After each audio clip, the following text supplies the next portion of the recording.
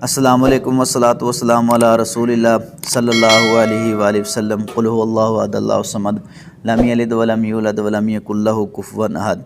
یہ بڑی ہی پیاری ویڈیو جو میں آپ کے سامنے بنا رہا ہوں، بڑی ہی بیوٹیفل اور نفیس اور بڑی ہی احسن یہ ویڈیو ہے۔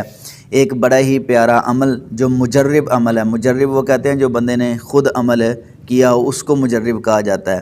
اور قرآن جو ہے وہ مطلق طور پر شفا ہے، اس میں کوئی جو ہے ایسی دو رائے نہیں ہے، کیونکہ قرآن مومنوں کے لیے شفا ہے۔ جو اس کو پڑھتا ہے، اس پہ عمل کرتا ہے، اس کو سینے سے لگاتا ہے، یہ ان کے لیے راہ ہدایت بھی ہے، راہ نجات بھی ہے، جنت کا حصول بھی ہے، جہنم سے آزادی بھی ہے۔ اور قرآن جو ہے مطلق طور پر شفا ہے۔ قرآن کو آپ جس نظریے سے، جس ذہن سے، جس ارادے سے، جس نیکی کی نیت سے پڑھیں گے انشاءاللہ وہ آپ کی پوری ہوگی۔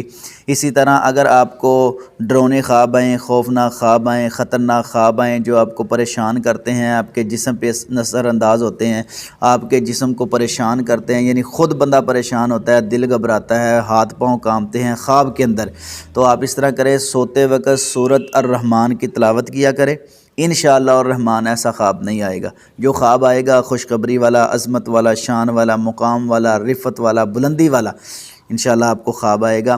سورۃ الرحمن اور درود ابراہیمی، سورۃ الرحمن کی ایک دفعہ تلاوت کر لیا کریں، اور درود ابراہیمی 7 دفعہ یا 3 دفعہ یا 1 دفعہ سوتے وقت پڑھ لیا کریں انشاءاللہ الرحمن۔ اس نیت سے پڑھیں کہ آج مجھے کوئی ایسا خواب نہ ہے جو پریشانی والا ہو، تو انشاءاللہ آپ کو کوئی ایسا خواب نہیں آئے گا جو آپ کو نقصان پہنچائے، بلکہ اچھائی والے، عظمت والے جو اللہ رب العزت کی طرف سے خوشخبریاں ہیں خواب میں وہ آپ کو ملیں گی۔